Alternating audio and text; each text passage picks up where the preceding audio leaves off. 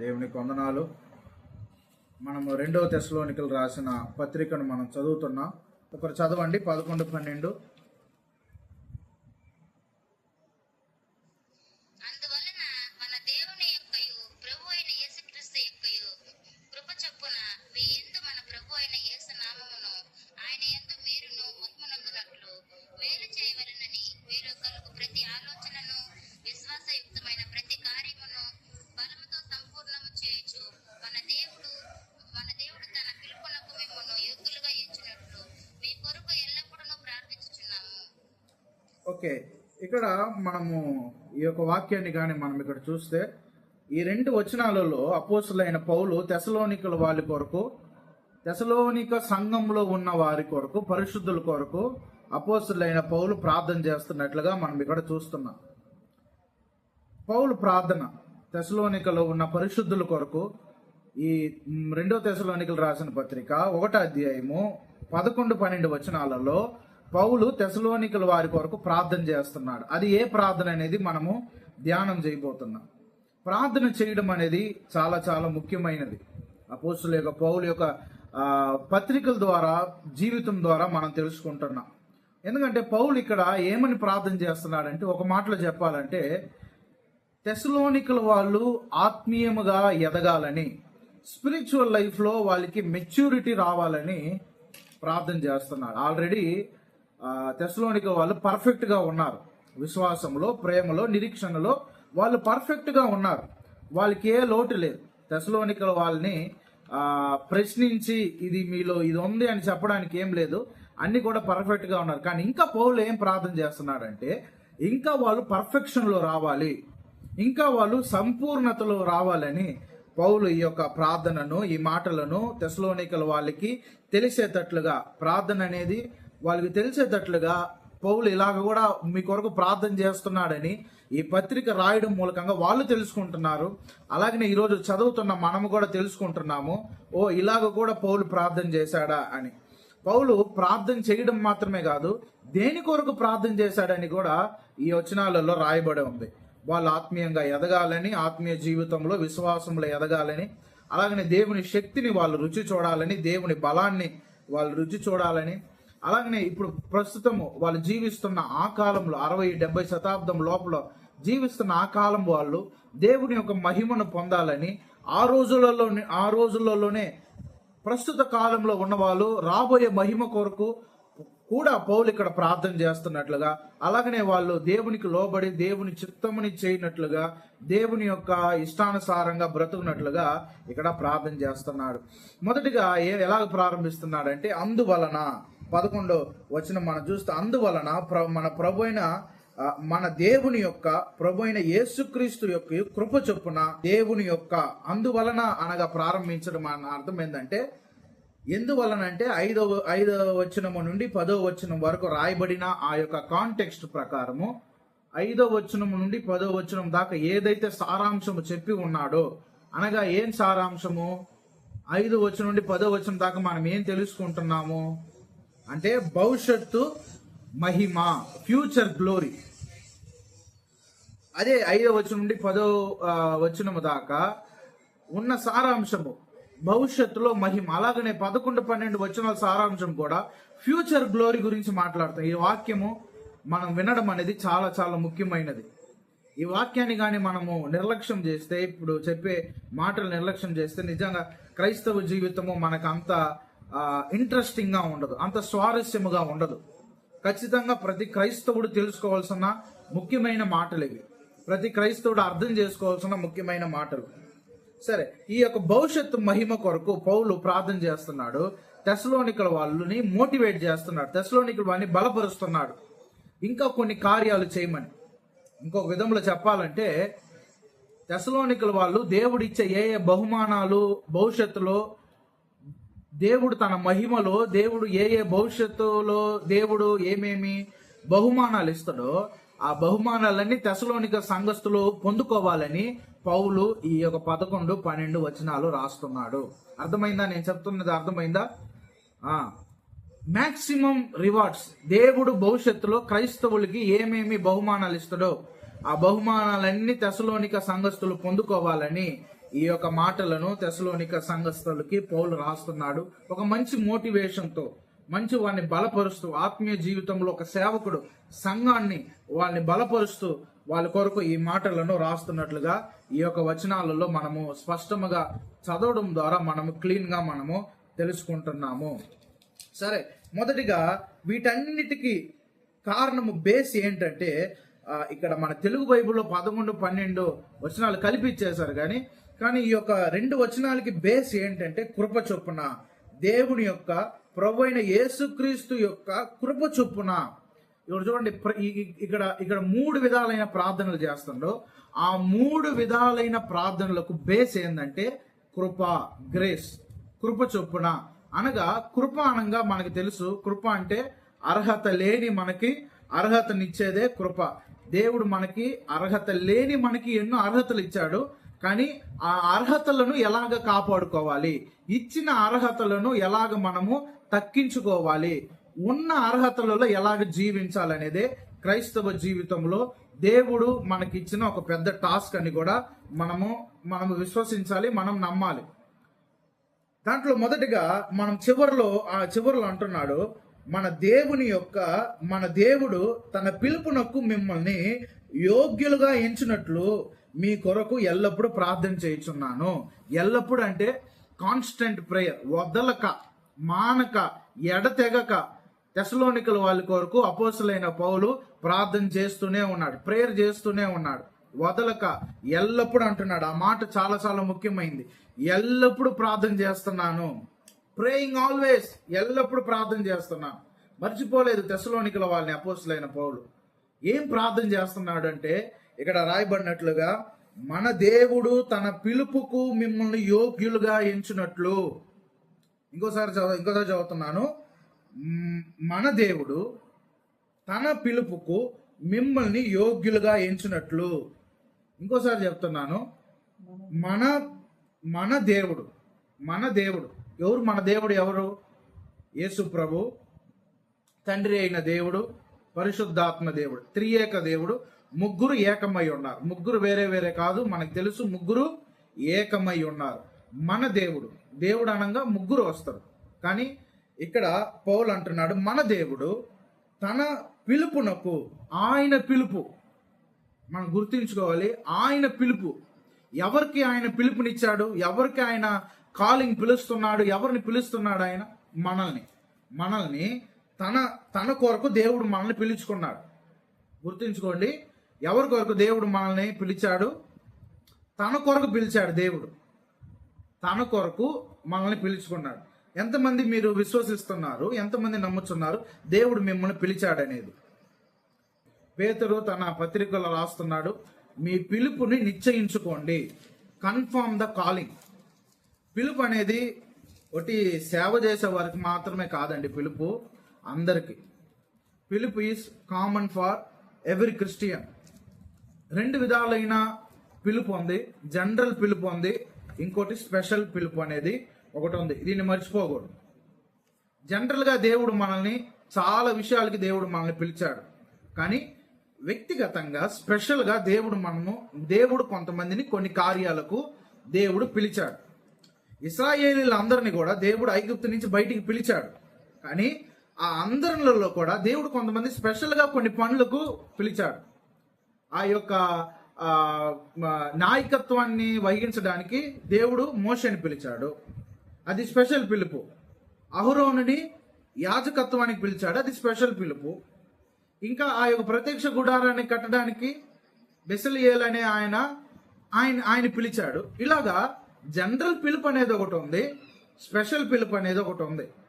ఇక్కడ పౌలు అంటున్నాడు, మన దేవుడు తన పిలుపునకు మిమ్మల్ని యోగ్యులుగా ఎంచినట్లు. మనల్ని దేవుడు యోగ్యులుగా ఎంచాలి. ఎందుకు దేవుడు మనల్ని యోగ్యులుగా ఎంచాలి? మనం ఒకసారి 5వ వచనం చూద్దాం. 2 తెస్సలోనికలు 1వ అధ్యాయం 5వ వచనము. దేని కొరకు మీరు శ్రమ పడుచున్నారో ఆ దేవుని రాజ్యమునకు మీరు యోగ్యులుగా ఎంచబడు నిమిత్తము. ఆ దేవుని రాజ్యానికి మనము యోగ్యులుగా ఎంచబడాలంట. దేవుని రాజ్యం, ద కింగ్డమ్ ఆఫ్ గాడ్. దేవుని రాజ్యమునకు మనము యోగ్యులుగా ఎంచబడాలి. ఇంగ్లీష్ బైబిల్లో మేక్ మిమ్మల్ని మీరు యోగ్యులుగా చేసుకోండి అని ఒక మాట ఉంది. ఇంకోటి కన్సిడర్ వర్ది, అనగా మిమ్మల్ని మీరే యోగ్యులుగా చేసుకోండి. మిమ్మును యోగ్యులుగా ఎంచునట్లు ఎవరు ఎంచాలండి? మనల్ని యోగ్యులుగాని ఎవరు ఎంచాలి? మనము ఎంచాలి. మనము దేవుని పిలుపుకు యోగ్యులుగా ఎంచబడినట్లు. Make worthy of your calling. ఎలాంటి పరిస్థితుల్లోనైనా మన యోగ్యత చాలా చాలా ముఖ్యమైంది. ఇక్కడ తెస్సలోనికల వాళ్ళకి భయంకరమైన శ్రమలు మనం చదివాం కదా, పైన శ్రమలు, మిమ్మల్ని శ్రమ పెట్టి వారికి శ్రమలలో ఉన్నారు.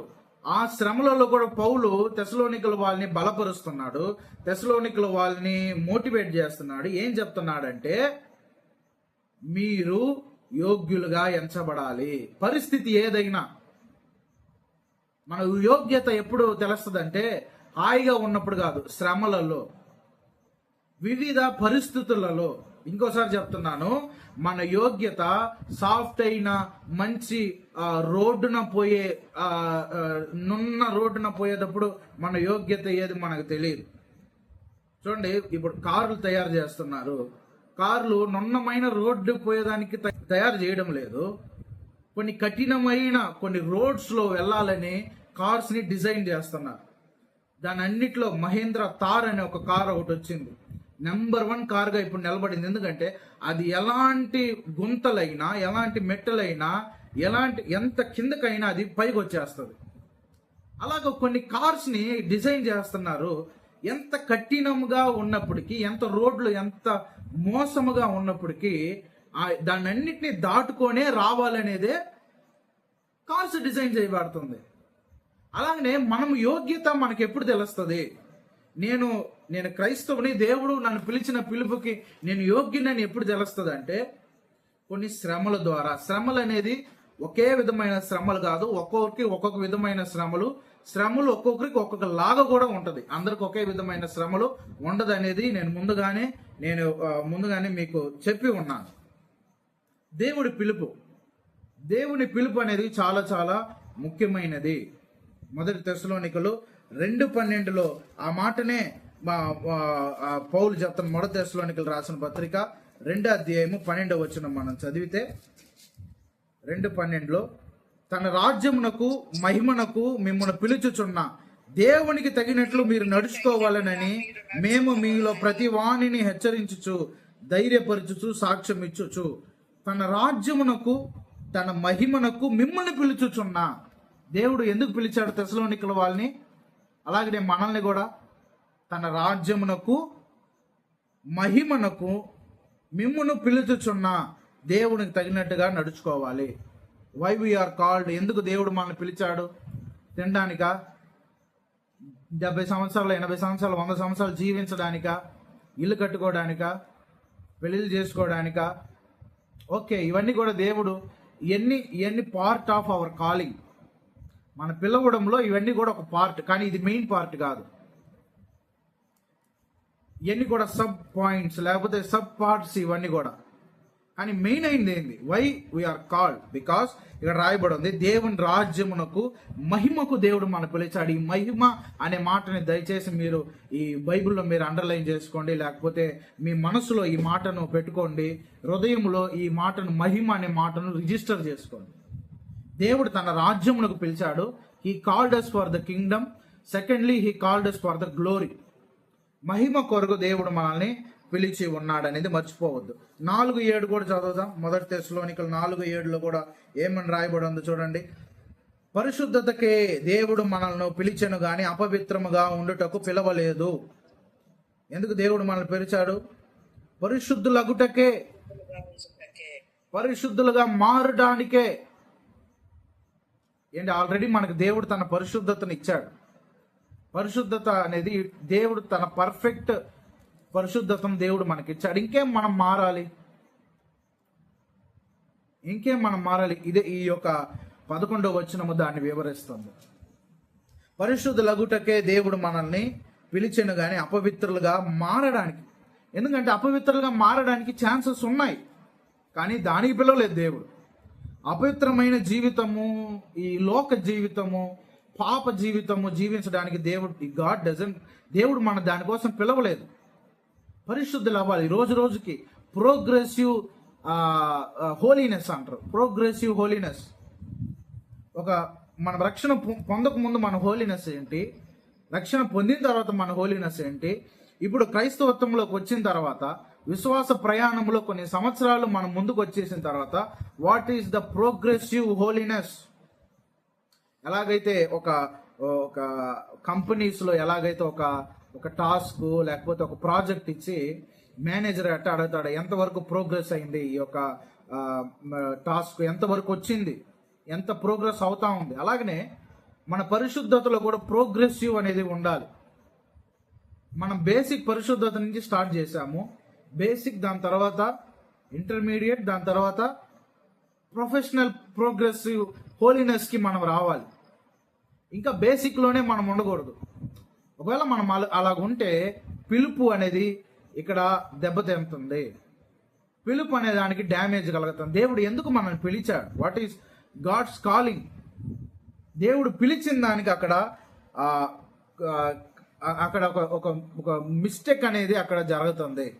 అలాగనే 5:24 కూడా ఏం రాయబడిందంటే, మిమ్మల్ని పిలిచిన వాడు నమ్మదగిన వాడు గనుక అలాగ చేయును. దేవుడు మనల్ని పిలిచినవాడు. మనల్ని ఎవరు పిలిచింది? గాడ్స్ కాలింగ్ అనేది చాలా ముఖ్యం. దేవుడు మనల్ని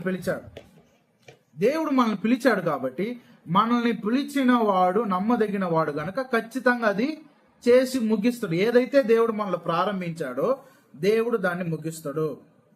ఇక్కడ పిలుపు అనేది ఈక్వల్ టు గాడ్స్ ఎలక్షన్. ఇక్కడ దేవుడు మనల్ని ఎందుకు పిలిచాడంటే ఆయన యొక్క మైండ్లో ఒకటి నిశ్చయించుకున్నాడు దేవుడు. ఆ పిలుపు ఏం చేస్తుందంటే ఆయన నిశ్చయించుకున్న ఆ మైండ్లోనికి మనల్ని నడిపిస్తుంది. ఆయన మైండ్లోనికి మనల్ని నడిపిస్తుంది. God's calling is equal to God's election. దేవుడు మనల్ని ఎందుకు పిలుచుకున్నాడో ఆ పిలిచిన దాన్ని నెరవేర్చేదే దేవుని యొక్క పిలుపు. అందుకే ఫస్ట్ టైం మిమ్మల్ని అడిగాను, మీరు దేవుని చేత పిలువబడ్డారా?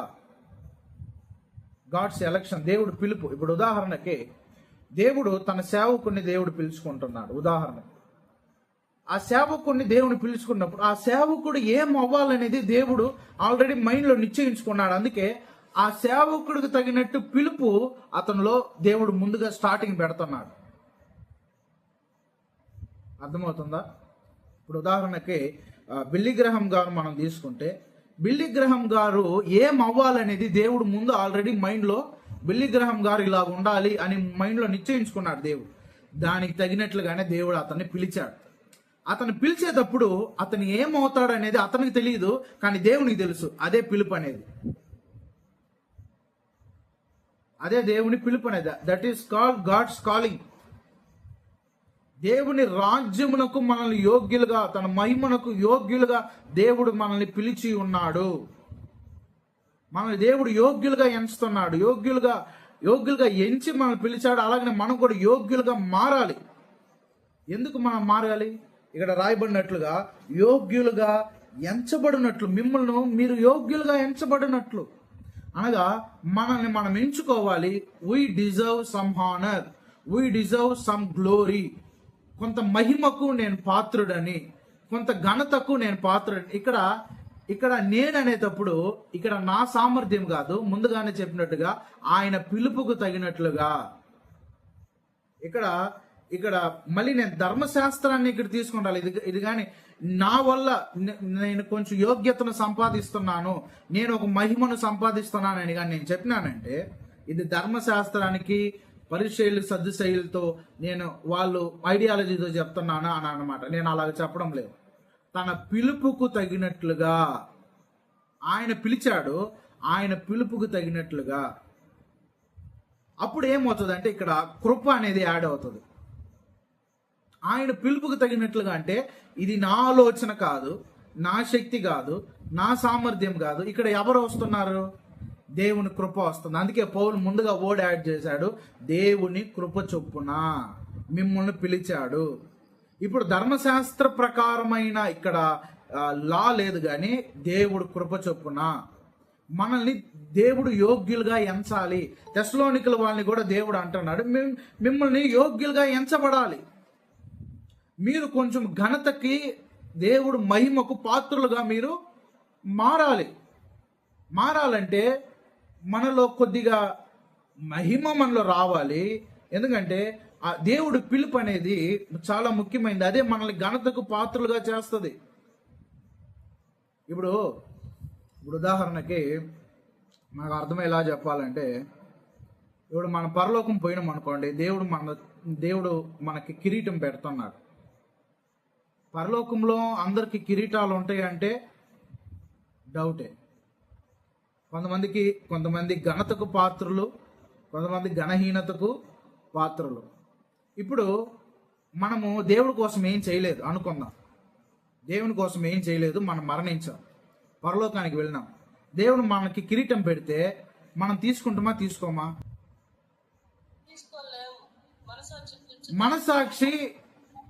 మనసాక్షి మనల్ని దోషారోపణ చేస్తుంది. ఎలాగ తీసుకుంటాం మనము?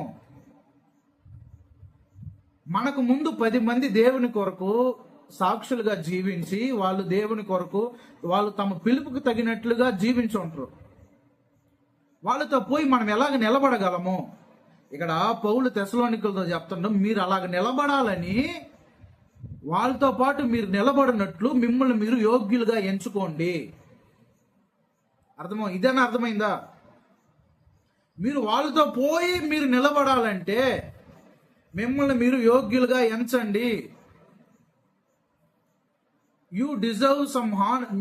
అది ఎలాగొస్తుంది అంటే దేవుడు పిలుపుకు తగినట్లుగా, మన సొంత ప్రయత్నం కాదు. మళ్ళీ ఇక్కడ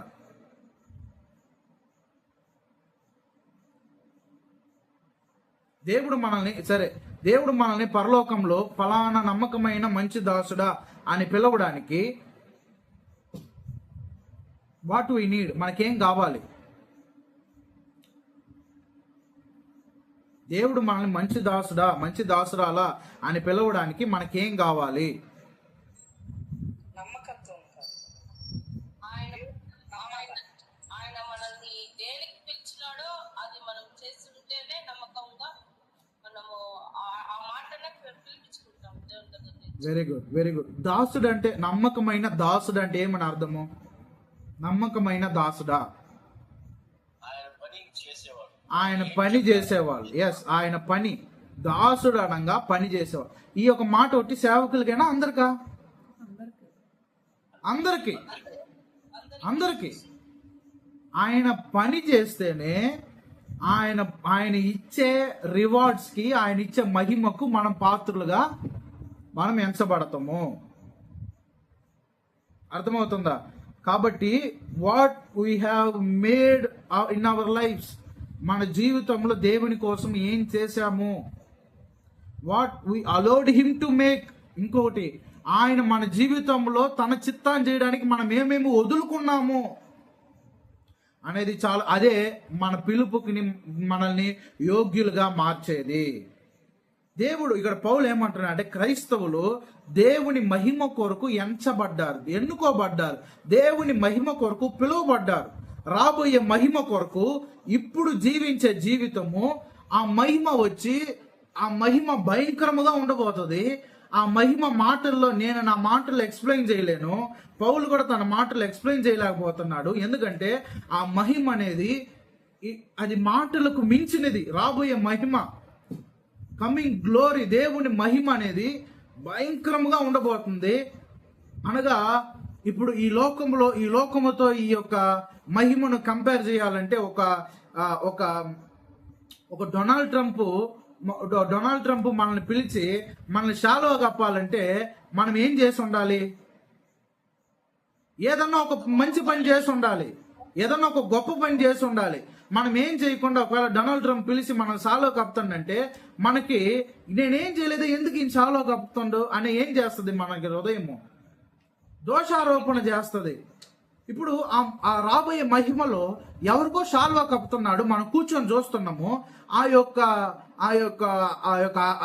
ఏరియా అంతా కూడా ఎంత వాయిద్యాలతో, ఎంత మహిమతో, ఎంత మ్యూజిక్తో, అవార్డ్స్ ఇచ్చేటప్పుడు చూడండి మ్యూజిక్ అవన్నీ ఎందుకు ఇంత మహిమ అక్కడంతా ఉంటుంది.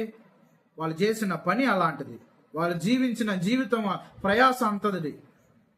అలాగే దేవుడు రాబోయే మహిమ ఉంది, ఆ మహిమ భయంకరంగా ఉండబోతుంది. పౌలు అంటున్నాడు తెస్సలోనికి, ఆ మహిమకు మీరు పాత్రలుగా మీరు ఎంచబడినట్లు మీకు దేవుడు మిమ్మల్ని పిలిచిన పిలుపుకు మీరు యోగ్యులుగా ఎంచబడండి. అర్థమవుతుందా? ఇది అర్థమైందా?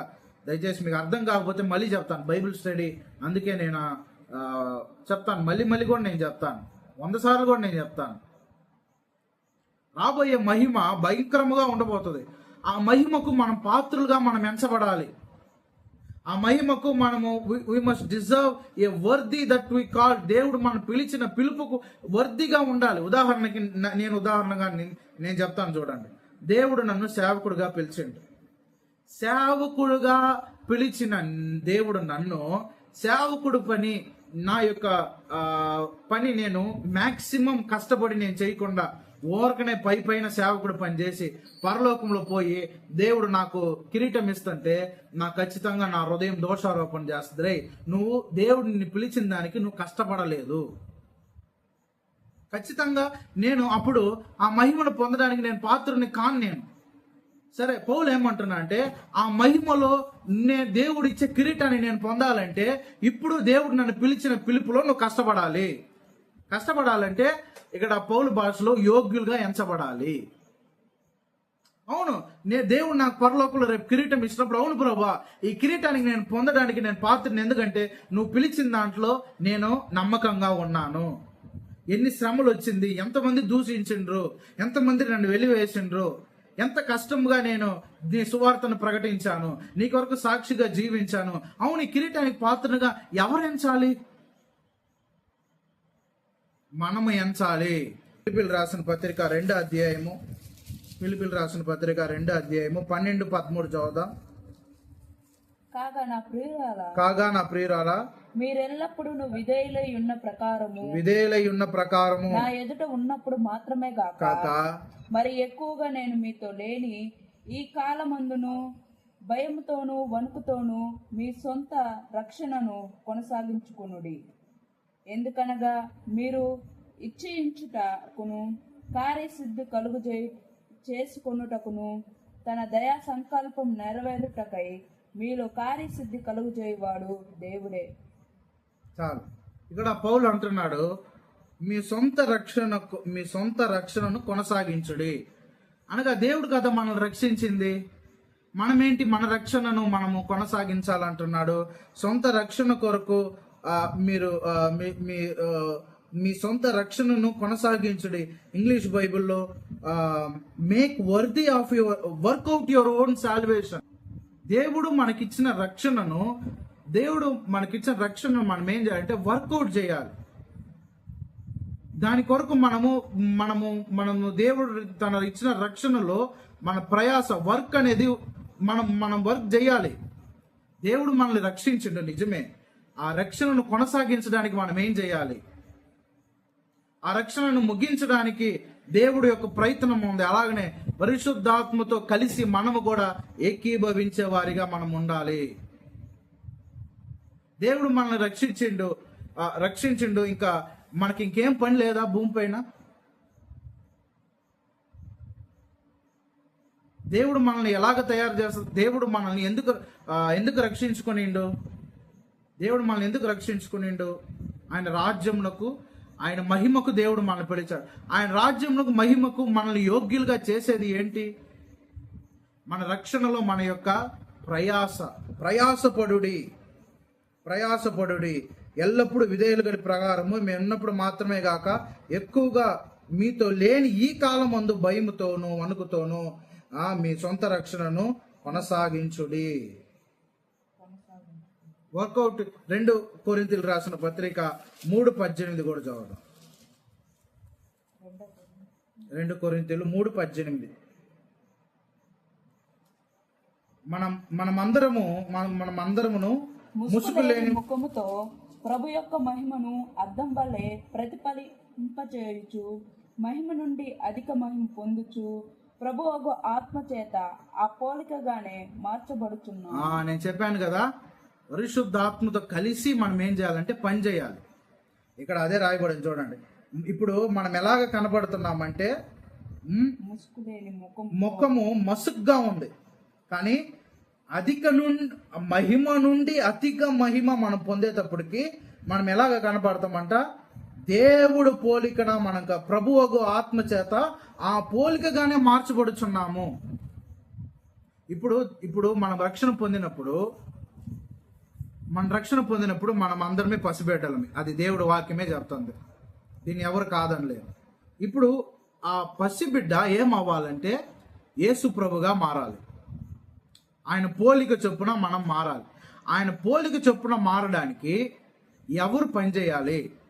ఇక్కడ పరిశుద్ధాత్మ చేత ఆ పోలికనే మార్చబడుచున్నారు. పరిశుద్ధాత్మ దేవుడు అనేది ముఖ్యమైన టాస్క్. ఎవరికి సహాయం చేస్తున్నాడు పరిశుద్ధాత్మ దేవుడు? మనకి సహాయం చేస్తున్నాడు. మనకి సహాయం చేసి ఆయన పోలికగా మనల్ని మారుస్తున్నాడు. అర్థమైందా? ఈ వాక్యం అర్థమైందా? ఆయన పోలికగా మనల్ని పరిశుద్ధాత్మ దేవుడు మారుస్తున్నాడు. ఎవరు మారుతున్నారు ఇక్కడ? మళ్ళీ ఎవరు మారుతున్నారు? ఎవరు మారుతున్నాము? మనం మారుతున్నాం. ఇక్కడ మార్పు అనేది ఎవరికి అంటే దేవుడు మనతో మాట్లాడి అలాగ మారుస్తున్నాడు. మనం ఇలాగ మారడం ద్వారా, ఆయనకు లోబడడం ద్వారా, ఇప్పుడు ఆయన మనల్ని మారుస్తున్నాడు కదా, ఆయన మారుస్తున్నప్పుడు మార్పు అనేది ఈజీ కాదు. అది అది ఆ మార్పు అనేది ఏంటంటే అగ్నిలోకి వెళ్ళడం. ఎలాగైతే ఒక బంగారు సువర్ణముగా అది మేలిమి బంగారుగా అది తీర్చబడ్డానికి ఎలాగైతే అగ్నిలో వెళుతుందో, కఠినమైన ఒక ఫైర్లో వెళుతుందో, అలాగనే క్రైస్తవుడు కూడా యేసు ప్రభు స్వరూపానికి మార్చబడ్డానికి ఓం జిమ్ జిమ్ జుమ్ అనే మ్యాజిక్ కాదు ఇది. దేవుని స్వరూపము, ప్రయాస, కష్టం, చాలా ఎంత కష్టం అంటే మనిషి యొక్క పిండినట్టు ఒక మన వస్త్రాలు మనము ఉతుకుతున్నప్పుడు ఆ డర్ట్ పోవాలని, ఆ యొక్క మట్టి పోవాలని ఉతకడంతోనే పోయేస్తుంది. మళ్ళీ ఎందుకు గుంజుతున్నాము? మళ్ళీ ఎందుకు దాన్ని బాత్తున్నాము? ఇన్ని చేస్తున్నాం, మళ్ళీ చేత్తో రుద్దుతున్నాము, సర్ఫ్ వేస్తున్నాము, సోప్ వేస్తున్నాము, మళ్ళీ దాంట్లో 3 రకాలైన 4 రకాల నీళ్ళలో గుంజుతున్నాము. ఎందుకు ఇవన్నీ? మట్టి పోవడానికి, దాని రూపానికి తిరిగి దాన్ని తేవడానికి. అంత కష్టం అన్నమాట యేసు ప్రభు స్వరూపము లోనికి మనల్ని తీసుకొని రావడం. కాబట్టి ఆ యొక్క కార్యాన్ని చేయడానికి మనం ఏం చేయాలంటే పరిశుద్ధాత్మకి లోబడాలి. అప్పుడే మనం ఆయన స్వరూపానికి మార్చాలి. అది కాదు టాపిక్. ఇక్కడ దేవుని రాజ్యమునకు మిమ్మల్ని యోగ్యులుగా ఎంచినట్లు మందిరము, దేవుని సంఘము యోగ్యులుగా ఎంచబడాలి. దేవుడు వధువు వస్తున్నాడు. వధువు వచ్చే టైంకి వధూవరాలు ఏమిగా ఉండాలి? ఎస్తర్ రాణిని, బయట ఉన్న ఎస్తర్ రాణిని డైరెక్ట్ తీసుకుని పోయి రాజు దగ్గర నిలబెట్టేసిండ్రా. ఆమె ఎంత ప్రాసెస్ అయింది? ఆమె ఎంత కడుక్కునింది? ఆమెకి ఎన్ని సువర్ణములు, ఎన్ని తైలములు, ఎన్ని వస్త్రాలు ఆమెలో వేసి ఆమెను రుద్ది కడిగి ఆమెను ఏమేమి చేసి తర్వాత రాజు దగ్గర నిలబెట్టిండ్రు. ఆమె పని చేయలేదా? రాజు దగ్గర నిలబడడానికి ఆమె సిద్ధపడలేదా? ఆమె ఎంత కష్టపడి ఉంటుంది? ఫేస్కి ఆమె ఎంత కష్టపడి ఉంటుంది? శరీరాన్ని రుద్దుతుంటే రుద్దొద్దు అని ఆమె ఎలాగే చూడండి. ఒక దేవుడు అలాగనే వస్తున్నప్పటికీ ఆయనను రిసీవ్ చేసుకోవడానికి, ఆయన పక్కన నిలబడడానికి మనల్ని యోగ్యులుగా ఎంచుకోవాలి. అవును, ఇప్పుడు దేవుడు మనకి రేపు సింహాసనం ఇస్తాడు. దేవుడు మనకి తన సింహాసనం ఇచ్చి రా బిడ్డ కూర్చో అంటే, అయ్యో ప్రభువా నేను పాత్రుని కాదు తండ్రి, నీ సింహాసనం పక్కన కూర్చో. అందుకే దేవుడు మనల్ని పిలిచేది, అందుకే దేవుడు మనల్ని పిలిచింది. మనల్ని పిలిచిన పిలుపులోనే ఉంది ఆయన సింహాసనంలో కూర్చునే అధికారము, హక్కు. అర్థమైందా? ఎంచునట్లు ఆ ఎంచబడడానికి మనం ఏం చేయాలంటే క్రైస్తవ క్యారెక్టర్లో, క్రిస్టియన్ క్యారెక్టర్లో మనం ఎదగాలి. ఎథికల్ బిహేవియర్ అనేది చాలా ముఖ్యం. మన నడవడిక అనేది చాలా చాలా అవసరమైనది. ప్రూవ్ చేసుకోవాలి. మనం ఎంచబడినట్లు అంటే ప్రూవ్ యువర్ సెల్ఫ్. ప్రూవ్ చేసుకో. నువ్వు పరిశుద్ధుడని నువ్వు ప్రూవ్ చేసుకో. నువ్వు నీతిమంతుడని నువ్వు ప్రూవ్ చేసుకో. ప్రభా నేను పరిశుద్ధుని కానంటే ఇంక దేవుడు పిలిచింది ఎందుకు మనల్ని? ప్రభా నేను నీతిమంతుని కా, ఇంక దేవుడు ఎందుకు పిలిచాడు నిన్ను? పాపులుగా ఉండడానికి దేవుడు మనల్ని పిలిచింది. అపవిత్రులుగా ఉండడానికి కాదు, పరిశుద్ధులు అగుటకే దేవుడు మనల్ని మనం నోరు తెరిచి మనము గుండె ధైర్యంతో దేవుడు ముందు చెప్పాలి, ప్రభా నేను పరిశుద్ధుణ్ణి అని. మనల్ని ప్రూవ్ చేసుకోవాలి దేవుడు ముందు. ఎంచబడినట్లు అనే మాటకి ప్రూవ్ వర్ది. 2 తెస్సలోనికలు 2:13-14 చదువుదాం. ప్రభు వలన ప్రేమింపబడిన సహోదరులారా, ఆత్మ మిమ్మును పరిశుద్ధ పరుచుట వలనను మీరు సత్యమును నమ్ముట వలనను రక్షణ పొందుటకు దేవుడు ఆది నుండి మిమ్మల్ని ఏర్పరచుకొనిన కనుక మేము మిమ్మును బట్టి ఎల్లప్పుడూ దేవునికి కృతజ్ఞత స్తుతులు చెల్లింపబద్ధులమై ఉన్నాము. 14 మీరిలాగా రక్షింపబడి మన ప్రభు అయిన యేసుక్రీస్తు యొక్క మహిమను పొందవలనని ఆయన మా సువార్తం వలన మిమ్మును పిలుచును. మన ప్రభు అయిన యేసుక్రీస్తు యొక్క మహిమను పొందవలనని. మహిమ కొరకు నేను మళ్ళీ మాట్లాడతాను. ఇక్కడ 13 వచనంలో ఆత్మ మిమ్మును పరిశుద్ధ పరుచుట వలన, పరిశుద్ధ ఆత్మదేవుడు మనల్ని పరిశుద్ధ పరుచుట వలన అంటే అనగా మనము పరిశుద్ధాత్మతో కలిసి నడవాలి, పరిశుద్ధాత్మతో కలిసి మనం ఏకీభవించాలి. అప్పుడే మనము రేపు పరిశుద్ధులని ప్రూవ్ చేసుకోగలము. దేవుడు మనకి 100% పరిశుద్ధతని ఇచ్చాడు. 100% పరిశుద్ధత మనలో ఉంది. కానీ ఆ పరిశుద్ధతకి మనం పాత్రలమా కాదా అని మనమే ఎంచుకోవాలి. అవును ప్రభా నువ్వు నాకు పరిశుద్ధత ఇచ్చావు, ఈ పరిశుద్ధతని నేను కాపాడుకున్నా. దేవుడు మన చేతుల్లో ఒక గ్లాస్, ఈ ఒక ఉదాహరణ ఏనండి. దేవుడు మన చేతుల్లో ఒక గ్లాస్ ఇచ్చి వెళ్ళిపోయింది. దేవుడు నేను వచ్చేదాకా గ్లాస్ కాపాడుకోమని. ఆ గ్లాస్ని అట్టే కాపాడుకొని, ఈ గ్లాసుని కాపాడుకోవడానికి మనం అట్టే ఆ గ్లాసుని చేతిలో పట్టుకొనే ఉంటామా? మనకు పనులు లేవా? ఆ గ్లాసు పగిలిపోవడానికి అవకాశాలు లేవా? దాన్ని పగలగొట్టడానికి ఇంట్లో ఉన్న వాళ్ళు అవకాశం కల్పించరా? అన్నీ ఉన్నాయి. ఇన్ని ఉన్నా ఏం చేయాలంటే వీటన్నిటిని మనము సమాలించాలి. వీటన్నిటిని మనం ఎదుర్కొని ఆ గ్లాస్ని కాపాడుకోవాలి భద్రంగా. ఇప్పుడు ఆ గ్లాస్ని కాపాడుకున్నా నువ్వు రేపు దేవుడు వచ్చేటప్పటికి ప్రభా ఇదో నువ్వు నాకు ఈ గ్లాస్ ఇచ్చును, ఈ గ్లాస్ నేను అలాగనే కాపాడుకున్నానని దేవుని దగ్గరికి ఇస్తే అప్పుడు దేవుడు అంటాడు నేను ఏదైతే పని చెప్పానో నువ్వు ఆ పనికి పాత్రుడవు. అర్థమవుతుందా? ఆ గ్లాస్ ప్లేస్లో రక్షణను పెట్టుకోండి, ఆ గ్లాస్ ప్లేస్లో పరిశుద్ధతను పెట్టుకోండి, ఆ గ్లాస్ ప్లేస్లో పిలుపును పెట్టుకోండి. మనము వాల్యుబుల్ క్రిస్టియన్స్గా ఉండాలి. మనం వాల్యుబుల్ క్రిస్టియన్స్గా పిలుపుకు తగినట్లుగా ఎంచుకోండి. అంటే అది మనం ఎంత వాల్యుబుల్లో మనకి దేవుడు ఆ పిలుపులో మనకి నియమిస్తున్నాడు ఆయన. అదే నేను బిలిగ్రహం గారి ఉదాహరణ నేను చెప్పాను. ఎంత వాల్యుబుల్ మనం, ఆ పిలుపే మనల్ని వాల్యుబుల్గా మారుస్తుంది. పిలుపు అనేది చాలా చాలా ముఖ్యమైనది. సరే, ఇక్కడితో ఈ యొక్క మాటను, ఈ టాపిక్ని నేను ఎండ్ చేస్తున్నాను. మీరు నాకు జవాబు చెప్పాల్సిన పని లేదు.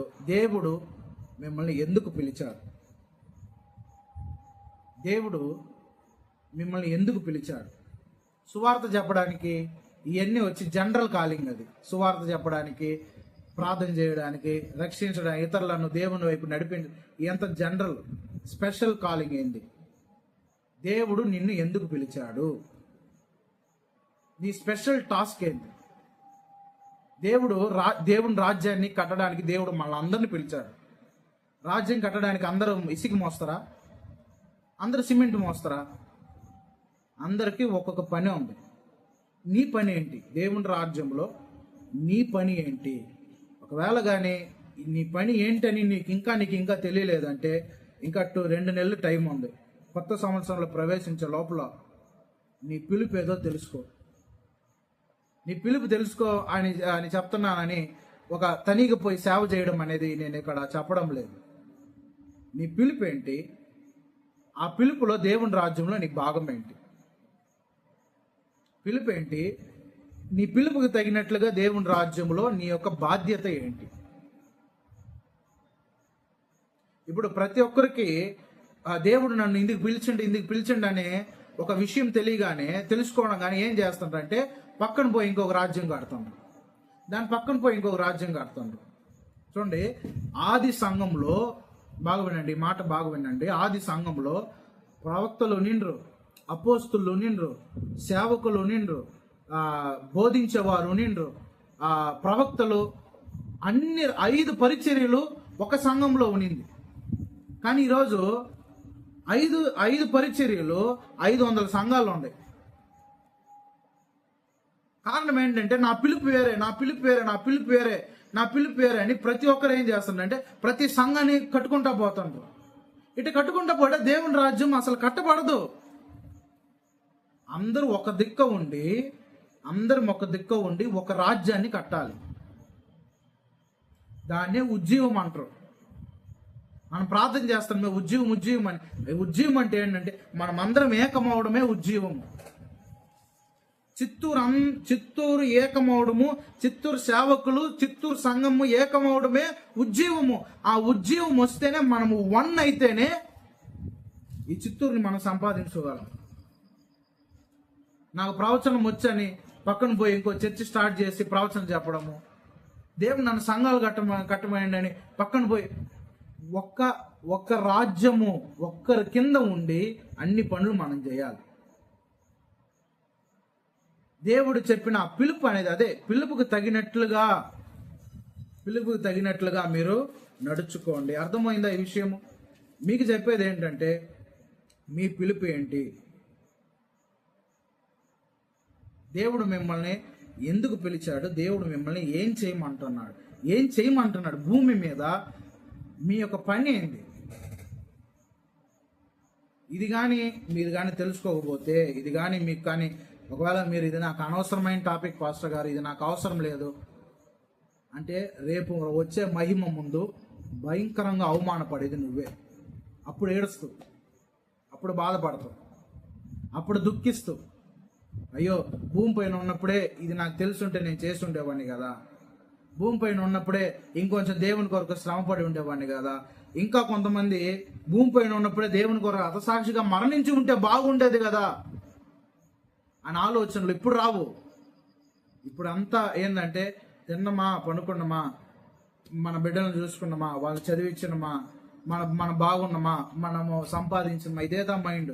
కానీ ఇది ఉండకూడదని చెప్పడం లేదు. ఇది బేసిక్, ఇది వచ్చి సబ్బు, ఇది పక్కన ఎక్స్ట్రా. ఇవన్నీ మెయిన్ ఏంది? దేవుడు నన్ను ఎందుకు పిలిచిండో ఆ మార్గంలో ప్రయాణిస్తా ఇవన్నీ కూడా చేస్తాం. ఇది అర్థమైందా ఈ యొక్క పాయింట్? యోగ్యులైన వాళ్ళ ముందు మనము యోగ్యముగా నిలబడాలి. రేపు బిల్లి గ్రహం ముందు పక్కన నిలబడే ధైర్యము, దమ్ము ఉండాలి మనకి. రేపు దావీదు పక్కన నిలబడే ధైర్యము, దమ్ము ఉండాలి మనకి. అయ్యో దావీదు, నేను చిన్నోడిని, నేనేం చేయలేదు, దావీదులాగా పాటలు పాడలేదు, దావీదులాగా దేవుని స్తుతించు. ఎవరు వద్దరిండ్రు? దావీదు 7 సార్లు ప్రార్థన చేసినంటే నిర్ణయం తీసుకుని నేను 10 సార్లు చేస్తాను. యోగ్యులుగా ఎంచబడండి. హల్లెలూయా. సరే, తర్వాత మేలు చేయవలనని మీలో కలుగు ప్రతి ఆలోచనలను విశ్వాసయుక్తమైన ప్రతి కార్యము బలముతో సంపూర్ణము చేయుడి. ఇప్పుడు దేవుడు మనల్ని పిలిచి ఉన్నాడు. First character. మనం యోగ్యులుగా ఎంచబడాలంటే క్యారెక్టర్ ముఖ్యం. క్యారెక్టర్తో పాటు మన యొక్క క్రియలు ముఖ్యము. ఇక్కడ పౌలు అంటున్నాడు, మేలు చేయవలెనని మీలో కలుగు ప్రతి ఆలోచనలో, మేలు చేయాలని మీకు వచ్చే ప్రతి ఆలోచనలో, ఏమేమి ఆలోచనలు అయితే మీ పిలుపుకు తగినట్లుగా మీకు ఆలోచనలు వస్తున్నాయో ఆ ఆలోచనలో మీరు మంచి చేయాలనుకుంటే, ప్రతి ఆలోచనలో మేలు చేయాలనుకుంటే చెయ్యండి మీ పిలుపుకు తగినట్లుగా. ఎందుకంటే తెస్సలోనికల వాళ్ళలో ఆల్రెడీ ప్రారంభమైంది. మొదటి తెస్సలోనికలు 3:10 మనం చూస్తున్నాం. 3:10 మనం చూస్తున్నాం. ఏం చూస్తున్నాము? మేము మీ ముఖమును చూసి విశ్వాసంలో ఉన్న ప్రతి లోపము తీర్చిన అడుగుని రాత్రి పగులు అత్యధికంగా దేవుని వేడుకొంచున్నాము. మన దేవుని ఎదుట మిమ్మును బట్టి మేము పొందుచున్న యావత్తు ఆనందము నిమిత్తము దేవునికి తగినట్లుగా కృతజ్ఞతాస్తుతులు ఎలాగ చెల్లింపగలం? తెస్సలోనికల వాళ్ళు ఆల్రెడీ వాళ్ళు చేస్తున్నది ఒక మంచి పని చేస్తున్నారు. అందుకే పౌలు అంటున్నాడు, మీ యందు దేవుడి ఎదుట మాకు ఆనందం కలుగుతుంది. తెస్సలోనికల వాళ్ళ అని దేవుని ఎదుట పౌలు ఆనందపడుచున్నాడు. అలాగనే వాళ్ళలో కార్యసిద్ధి కూడా బాగా జరుగుతుంది. ఎలాగా? మొదటి తెస్సలోనికలు 1:3 ఉంది, విశ్వాసంతో కూడిన మీ పని, ప్రేమతో కూడిన మీ ప్రయాస, నిరీక్షణతో కూడిన మీ ఓర్పు, ఇవన్నీ కూడా జస్ట్ ప్యాసివ్ గానే ఉందనుకుంటారా? విశ్వాసం ఎలాగుంది? విశ్వాసం ఎలాగుంది? పనితో ఉంది. ప్రేమ ఎలాగుంది? ప్రయాసతో ఉంది. నిరీక్షణ ఎలాగుంది? ఓర్పు అంటే సైలెంట్ గా ఓర్చుకోవడమా? సైలెంట్ గా ఓర్చుకోవడమా ఓర్పు అంటే? తిడుతున్నారు, అవమానిస్తున్నారు తెస్సలోనికల వాళ్ళని రెచ్చగొడుతున్నారు. తెస్సలోనికల ఊర్లో ఉన్న వాళ్ళు ఓర్పు, ఈ 3 కూడా పని. ఇంతట్లో కూడా తెస్సలోనికల వాళ్ళు మేలు చేయాలని పౌలు చూడండి, ప్రార్థన ఎలాగుందో చూడండి. మీరు మేలు చేయాలని వచ్చే ప్రతి ఆలోచన చేసేయండి. ఎలాంటి పరిస్థితులలో చెప్తున్నాడు చూడండి. బయట ఊరేమో తెస్సలోనికల వాళ్ళని ఏపుకుంది అంటుంది, కానీ పౌలు అంటున్నాడు వాళ్ళకి మీరు ఏమేమి మేలు చేయాలో తిరిగి రివెంజ్ తీసుకోమనలా, తిరిగి వారిని మీరు వాళ్ళపైన కక్ష తీర్చుకోండి అని చెప్పడం లేదు. ఇక్కడ ఏమంటున్నాడు? మేలు చేయ విషయములో ఆల్రెడీ వాళ్ళు మేలు చేస్తున్నారు తెస్సలోనికల వాళ్ళు. ఆ మేలు చేయ మీకు ప్రతి ఆలోచనలలో, ప్రతి ఆలోచన. కొన్ని వాక్యాలు చదువుదాం. రోమిల్కి రాసిన పత్రిక 15:14. రోమిల్కి రాసిన పత్రిక 15:14.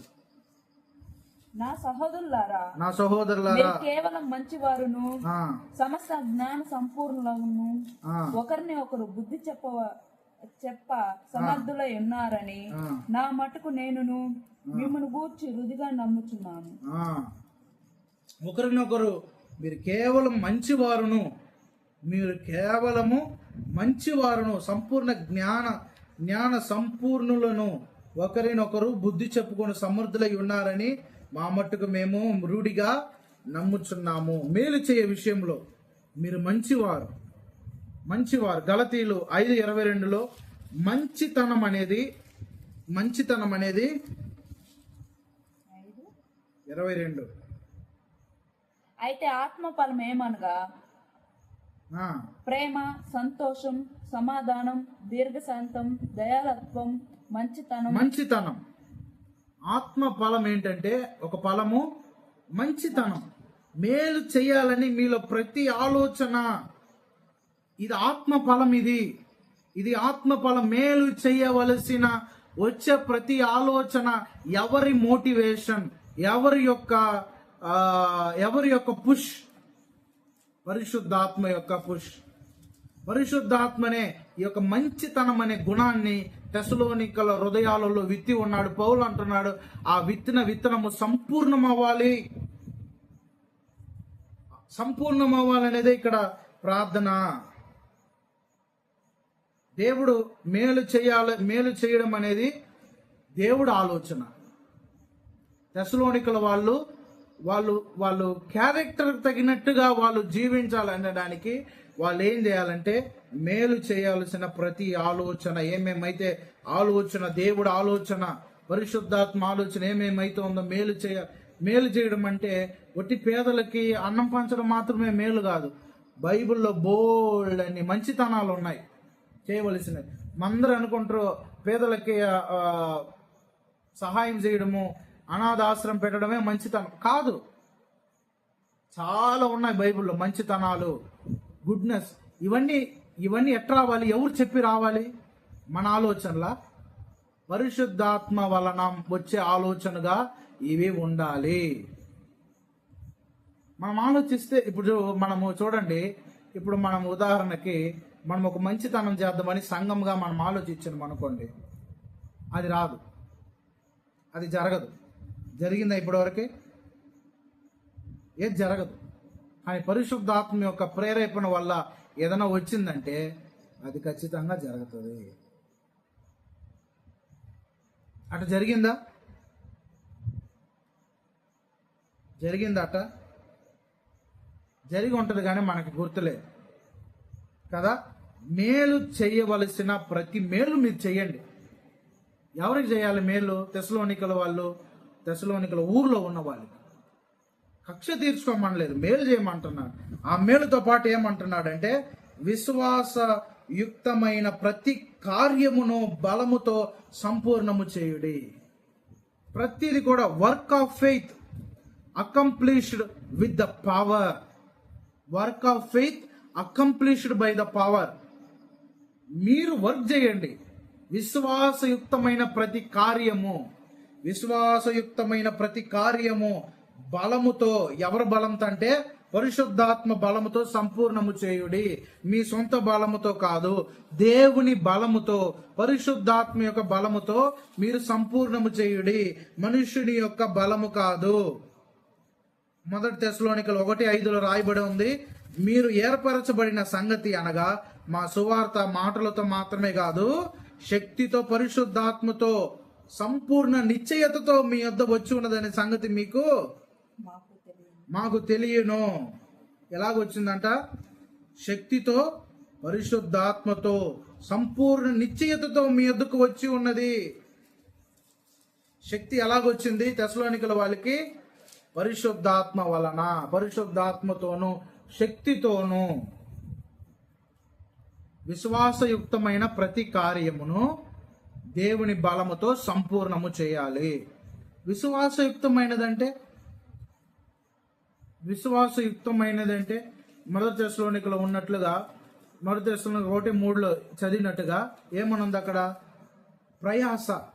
ప్రయాస, విశ్వాసముతో కూడిన మీ పని. వర్క్ ఆఫ్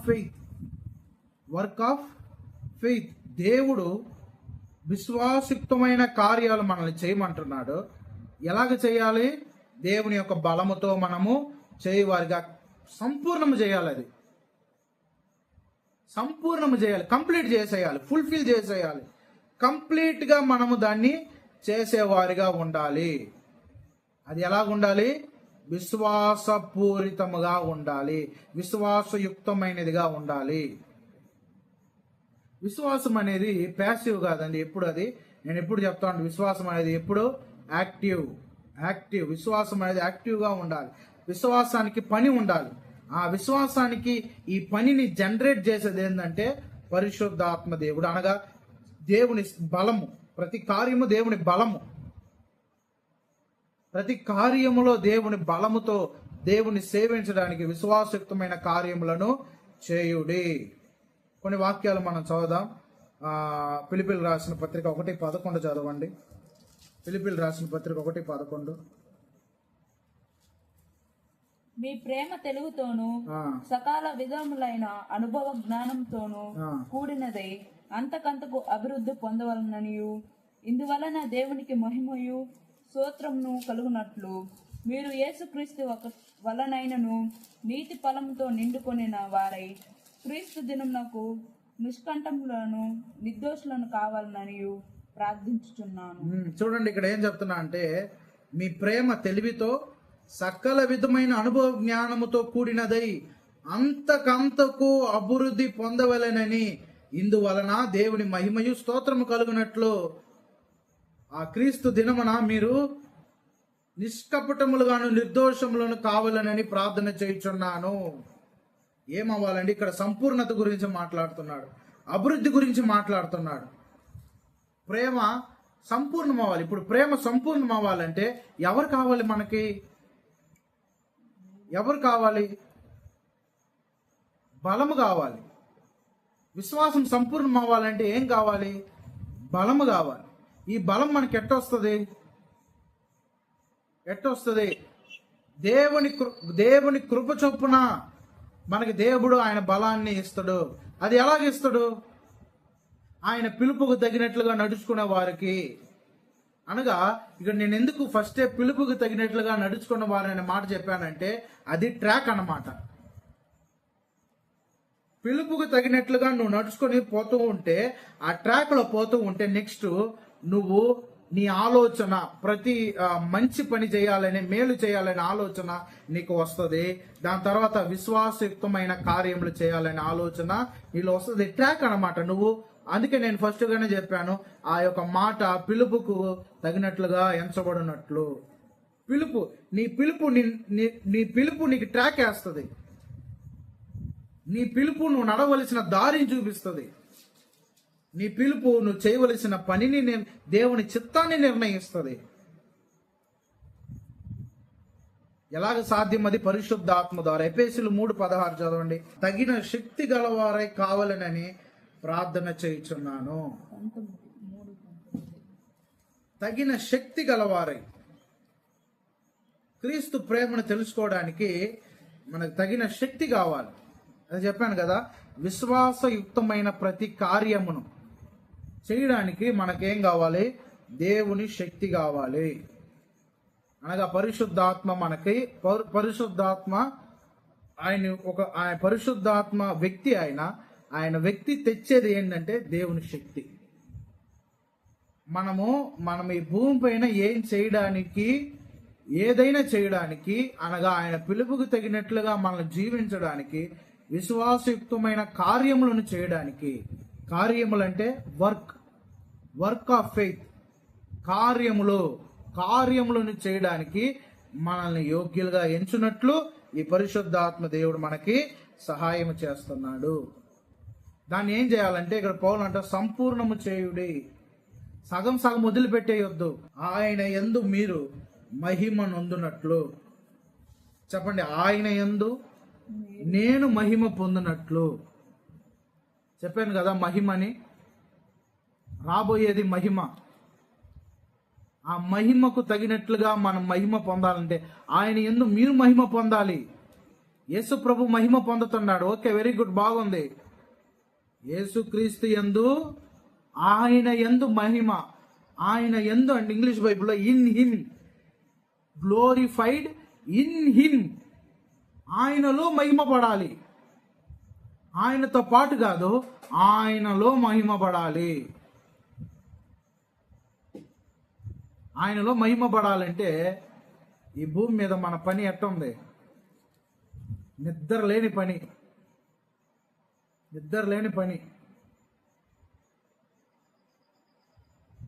డాక్టర్ జైపాల్ గారిని చూడండి.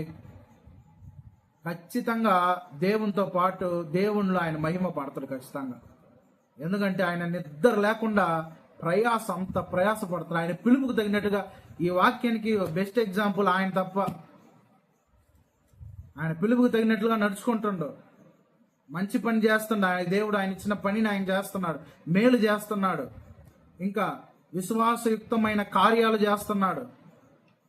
ఇంకా రాబోయే మహిమలో ఖచ్చితంగా ఆయన మహిమ, దేవుడు ఆయనలో మహిమ పడ్డం మనం ఖచ్చితంగా చూస్తాము.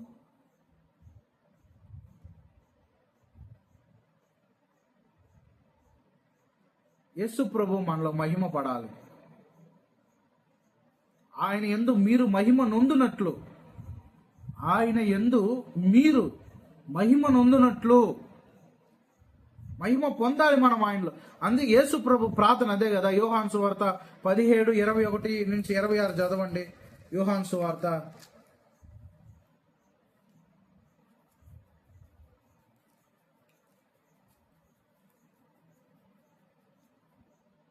17, 21 నుంచి 26.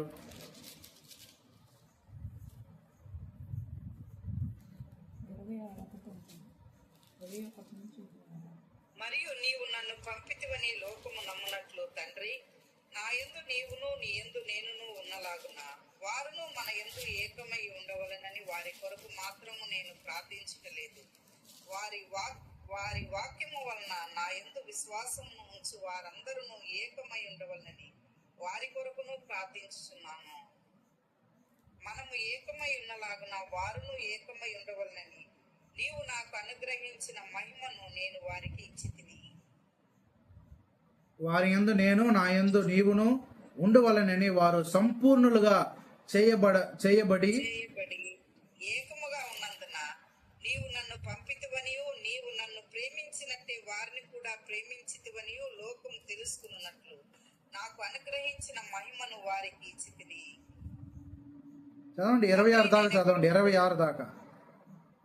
తండ్రి, నేనెక్కడ ఉందునో అక్కడ నీవు నాకు అనుగ్రహించిన వారును నాతో కూడా ఉండవలననియు నీవు నాకు అనుగ్రహించిన నా మహిమను వారు చూడవలననియు కోరుచున్నాను. జగత్ పునాది వేయబడక మునుపే నీవు నన్ను ప్రేమించితివి. నీతి స్వరూపుడగు తండ్రి, లోకము నిన్ను ఎరుగలేదు, నేను నిన్ను ఎరుగుదును. నీవు నన్ను పంపితివని వీరెరిగి ఉన్నారు.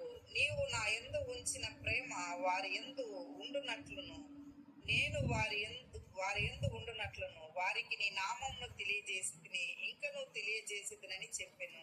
చాలండి. ఇక్కడ 17 నుంచి 21 నుంచి 26 దాకా చదివిన ఈ వచనాలలో 3 విషయాలు: తండ్రి, యేసు ప్రభు, మనము, మహిమ. తండ్రి, యేసు ప్రభు, మనము, మహిమ. తండ్రి, మనము, యేసు ప్రభు, మహిమ. తండ్రి మహిమ పడ్డాడు, ఆ మహిమ యేసు ప్రభుకి ఇచ్చాడు. యేసు ప్రభు ఆ మహిమ మనకిస్తున్నాడు. రాబోయే మహిమ, పౌలు అంటున్నాడు, రాబోయే మహిమ ముందు ఈ శ్రమలన్నీ శ్రమలు కాదంటున్నాడు. ఈ శ్రమలు ఎన్నదగినవి కావు అంటే నాట్ వర్ది. వచ్చే మహిమ అంత గొప్పది. పౌలు పొందే శ్రమలు లేవు మనకి. ఒకవేళ అంత దేవుని కొరకు, దేవుని నామం నిమిత్తము శ్రమలు లేవు, ఇటు చెప్పచ్చు. నైజీరియాలో జరుగుతున్న విషయాలు తెలుసు, ఇంకా కొన్ని సూడాన్ ఆడ జరిగే కార్యాలు తెలుసు, చైనాలో తెలుసు. దేవుని నామం నిమిత్తము వాళ్ళు మరణిస్తున్నారే, ఆ మరణము రాబోయే మహిమ ముందు సమం కాదు. ఎందుకంటే మరణము కంటే మహిమ ఎంతో గొప్పగా ఉండబోతుంది. ప్రాణం కంటే ప్రాణము మహిమ ఈక్వల్ కాదు. ఎందుకంటే ప్రాణం కంటే మహిమ ఎన్నో రెట్లు గొప్పవి.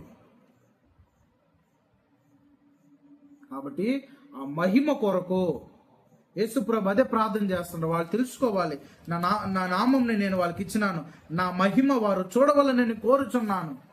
ఈ ప్రార్థన నెరవేరబోయే రోజులు రాబోతుంది. దేవుడు మనలో మహిమ పడే రోజులు రాబోతుంది. గుర్తుపెట్టుకోండి, దేవుడికి తగినట్లుగా మనం నడుచుకుంటే ఇదే అక్కడి నుండే ప్రారంభం అవుతుంది మొత్తం. ఆయన మహిమ నొందునట్లు మీరు మహిమ నొందునట్లు మేలు చేయాలి. ప్రతి ఆలోచనలో విశ్వాసయుక్తమైన ప్రతి కార్యము బలము సంపూర్ణము చేయొచ్చు దేవునికి తగినట్లుగా. మన దేవుడు తన పిలుపుకు తగినట్లుగా మిమ్మల్ని యోగ్యులుగా ఎంచుకోవట్లు మీ కొరకు నేను ప్రార్థన చేయుచున్నాను. దేవుడు మనల్ని నిర్ణయించిన నిర్ణయం ప్రకారము, అనగా దేవుడు మనల్ని ఎందుకు డిజైన్ చేశాడో, పిలుపుకి ఇంకొక మాట డిజైన్. దేవుడు మనల్ని ఎందుకైతే డిజైన్ చేశాడో ఆ ప్రకారం కానీ మనం నడుచుకుంటే ఖచ్చితంగా దేవుడు మహిమ పొందుతాడు. మనలో దేవుడు మహిమ పొందుతాడు. 2 కొరింథీయులు 8:7-9 చదవండి. 2 కొరింథీయులు 8:7-9.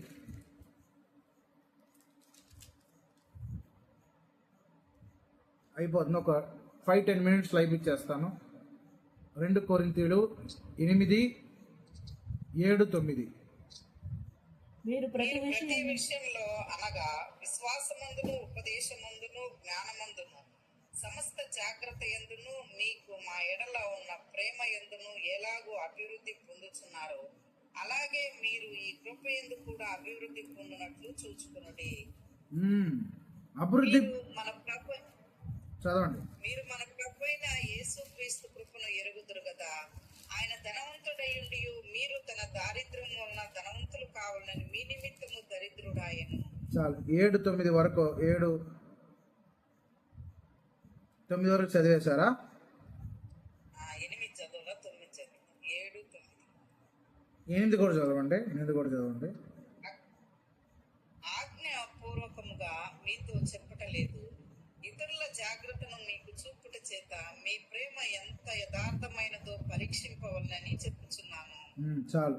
మీరు ప్రతి విషయంలో అనగా విశ్వాసం ఎందు, ఉపదేశం ఎందు, జ్ఞానం ఎందు సమస్త జాగ్రత్తగా ఉండని మీకు మా ఎడల ప్రేమ ఎందు ఎలాగ అభివృద్ధి పొందుతున్నారు, అలాగనే మీరు ఈ కృప యందు కూడా అభివృద్ధి పొందినట్లు చూచుకొనుడి. ఈ కృప యందు అభివృద్ధి పొందడం చూసుకొనుడి. ఎందుకంటే దేవుడు ధనవంతుడై ఉంది దరిద్రుడిగా మారాడు. దాని నిమిత్తము మనము మీరు తన దారిద్ర్యము వలన ధనవంతులు కావాలని మీ నిమిత్తము దారిద్రుడయ్యాడు. ఈ విషయంలోనే ఈ భూలోకానికి సంబంధించిన విషయంలోనే మనము దేవుని యొక్క విషయంలో ధనవంతులుగా మారుతున్న విషయంలో ఇదే ఉందంటే రాబోయే మహిమ గురించి ఆలోచించండి. ఈ విషయం నెరవేరిందంటే ఇంక రాబోయే విషయం ఆలోచించండి. కొలసీలు రాసిన పత్రిక 2:9-10 చదవండి. కొలసీలు రాసిన పత్రిక 2:9-10. అంటే 1 పేతురు 1:6-9 చదువుదాం. 2:9-10. ఏలయనగా దైవత్వం యొక్క సర్వ సంపూర్ణత క్రీస్తు యందు నివసించుచున్నది. సర్వ పరిపూర్ణత శరీరముగా క్రీస్తునందు నివసించుచున్నది. మనము ఆయన యందు మీరును సంపూర్ణులై ఉన్నారు. ఆయన సమస్త ప్రధానులను అధికారులను శిరస్సై ఉన్నాడు. ఆయన యందు మీరును సంపూర్ణులై ఉన్నారు. ఆ మాట ముఖ్యం. ఆయన యందు మీరును సంపూర్ణులై ఉన్నారు. 1 పేతురు 1:6-9 చదువుదాం. 1 పేతురు 1:6-7-8-9. చాలు. సంపూర్ణము గలవారై మహిమయుక్తమైన సంతోషము గలవారై ఆనందించుచున్నారు. సంతోషం, మహిమ. సంతోషము, మహిమ ఈ రెండిటి కూడా రాబోయే క్రీస్తు యందు కలగబోతుంది. యేసు ప్రభు నామము గణపరచబడబోతుంది. అదే తెస్సలోనికలు 2 తెస్సలోనికలు రాసి ఉన్నాడు. ఆయన నామము చొప్పున మహిమ కృప ద్వారా కలగబోతుంది. ఆ మహిమలో మనము పాత్రలుగా ఎంచబడాలి. ఆయనలో మనం ఉన్నామనేది వాక్యాలు చాలా ఉన్నాయి. ఇప్పుడు మనం చదివా ఆయనలో మనం సంపూర్ణమే. కానీ ఆ సంపూర్ణతలో మన యొక్క ఐడెంటిఫికేషన్ అనేది చాలా ముఖ్యము. ఆ మహిమ పొందడానికి మన యొక్క ఐడెంటిఫికేషన్ ఏంది? మన యొక్క నడవడిక, మన యొక్క క్యారెక్టర్, మన యొక్క జీవితము, నడుచుకునే జీవితము, మనం ఎంతకెంతకు మనం మారాము. పౌలు మహిమను మైండ్లో ఫిక్స్ చేసుకునేశాడు. అందుకు తెస్సలోనికలు వాళ్ళకి రాస్తున్నాడు, ఆయన యందు మీరు మహిమ పడబోతుండ్రయ్యా. ఆయన యందు మీరు దేవుని యందు, యేసు ప్రభు యందు మహిమ పడబోతున్నాడు. యేసు ప్రభు నామం మీలో మహిమ పడబోతుంది. యేసు ప్రభు మీలో మహిమ పడబోతున్నాడు. సరే, ఇప్పుడు మిమ్మల్ని క్వశ్చన్ అడుగుతాను. ఆయనలో మహిమ పడాలంటే మీరేం చేయాలి? ఆయనలో మీరు మహిమ పడాలంటే ఏమి చేయాలి? మీరు ఆయనలో మహిమ పడాలంటే ఏం చేయాలి? ఆయన యందు మీరు మహిమ పడినట్లనే ఉంది కదా. తెస్సలోనికలు 2 తెస్సలోనికలు 1:12 ఆయనలో మీరు మహిమ పడాలంటే వాట్ వీ మస్ట్ డూ, మనం ఏం చేయాలి? దేవునిలో మహిమ పడాలంటే, దేవుడు మనలో మహిమ పడాలంటే ఏం చేయాలి? మీరేం చేయాలి? మనం ఏం చేయాలి చెప్పండి. ఒక తండ్రి వచ్చి ఒక సైనికుడు. మన దేశంలో సైనికుడికి చాలా విలువ ఉంది, సైనికుడికి ఘనత ఉంది. ఒక నా ఫాదర్ ఒక స్కూల్లో ఒక బిడ్డ, నా ఫాదర్ ఒక ఆర్మీ ఆఫీసర్ అంటే ఖచ్చితంగా ఆ స్కూల్లో ఆ యొక్క ప్రాంతంలో ఖచ్చితంగా అతనికి ఎంత మహిమ ఉంది, అతనికి ఎంత గౌరవం ఉంది, అతన్ని చూసే విధానం ఎట్టుంది, అతన్ని ట్రీట్ చేసే విధానం ఎట్టుంది. బాగుంది కదా. ఇది ఎవరికి? ఈ మహిమ అంతా ఎవరిది? తండ్రిది. అనుభవించేది ఎవరు? కుమారుడు యుద్ధం చేయలేదు, కుమారుడు కష్టపడి ట్రైనింగ్ తీసుకోలేదు, కుమారుడు చదవలేదు, కుమారుడు ఏం చేయలేదు. కానీ తండ్రికి ఇచ్చే మర్యాద, తండ్రికి ఉన్న మహిమ, తండ్రికి ఉన్న ఆ యొక్క గొప్పతనము, తండ్రికి ఉన్న ఆ యొక్క ర్యాంకింగ్, స్పేసెస్ అవన్నీ కూడా ఎవరు అనుభవిస్తున్నారు? కుమారుడు అనుభవిస్తున్నాడు. ఓకే, బాగుంది. ఇప్పుడు ఆ తండ్రికున్న ఆ యొక్క ఘనత, ఆ తండ్రికున్న ఆ యొక్క మంచితనము, మంచి పేరు, మంచి ఘనత, మంచి రెస్పెక్ట్ ఎవరు కాపాడాలి? కుమారుడు కాపాడాలి. Very good. ఈ కుమారుడు ఆ తండ్రికి ఆ మంచి పేరును కాపాడాలంటే ఇతను ఏం చేయాలి? ఆ మంచి పేరుని కాపాడుకోవాలంటే ఏం చేయాలి? ఆ పేరు మాత్రం అట్టే ఉంది అతనికి. కాపాడుకోవాలంటే ఊరకుండాలా? ఇంట్లో పడుకొని నిద్రపోవాలా? ఆ పేరు ఉందలే అని ఇతను సైలెంట్ గా ఉండాలా? తండ్రికి ఎంత మంచి పేరుందో ఆ కుమారుడు కూడా అంతే మంచి పేరుని సంపాదించాలి కదా. యేసు ప్రభుకు ఒక మంచి పేరు ఉంది. ఆ మంచి పేరు మనము సంపాదించాలి. అప్పుడే దేవుడు మనలో మహిమ పడతాడు. అర్థమైందా? దేవుడు పరిశుద్ధుడు. ఆ మంచి పేరు మనకు కూడా ఉంది. పరిశుద్ధులు మనం కూడా. ఎవరమే కాపాడుకోవాలంటే, ఆ పేరు అలాగనే ఉండాలంటే మనం ఏం చేయాలి? తగినట్లుగా, యోగ్యులుగా, మీ పిలుపుకి తగినట్లుగా యోగ్యులుగా ఎంచబడినట్లు దేవుని నామము మనలో ఉంది. యోహాను సువార్త 14:20 చదవండి.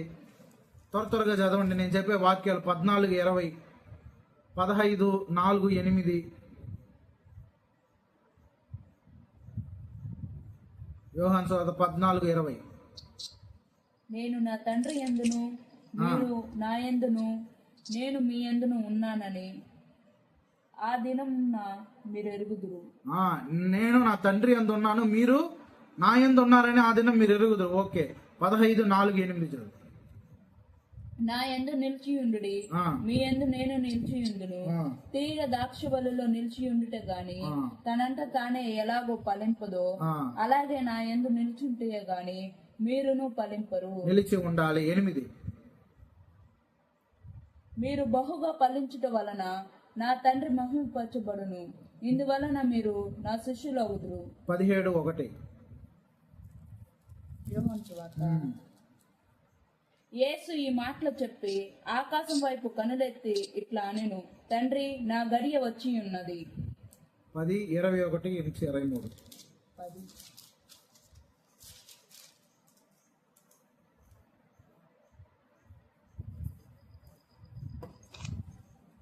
తండ్రి, నా యందు నీవును, నీ యందు నేనును ఉన్నలాగున వారును మన యందు ఏకమై ఉండవల్లని వారి కొరకు మాత్రము నేను ప్రార్థించుటలేదు. వారి వాక్యం వలన నా యందు విశ్వాసం ఉంచి వారందరూ ఏకమై ఉండవల్లని వారి కొరకు ప్రార్థించుచున్నాను. ఓకే, కొలసీలు 3:4. కొలసీలు 3:4.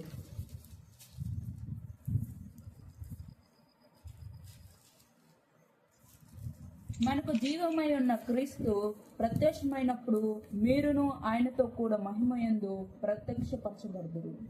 మనకు జీవమై ఉన్న యేసు క్రీస్తు ఆయన ప్రత్యక్షపరచబడినప్పుడు మీరును ఆయనతో కూడా మహిమయందు. కాబట్టి ఈ వాక్యాలన్నీ కూడా మనము చదవడం ద్వారా మనం ఏం తెలుసుకుంటున్నామంటే క్రీస్తు మన యొక్క ఆ యొక్క నడవడిక, మన జీవించే జీవితము క్రీస్తుని మహిమపరుస్తుంది. అంటే ఒక సారాంశం, ఒక మాటలో చెప్పాలంటే మనం జీవించే జీవితమే క్రీస్తుని మహిమపరుస్తుంది. ఆయన నామాన్ని మనం భరిస్తున్నాం, ఆయన నామము మన పైన ఉంది. ఆ నామాన్ని మనం కాపాడుకోవాలంటే సంపూర్ణులుగా ఉండాలి, అన్నిట్లో సంపూర్ణులుగా ఉండాలి. 1 సమూయేలు 2:30, యోహాను 12:26 చివరగా చదివేయండి. 1 సమూయేలు 2:30, యోహాను 12:26.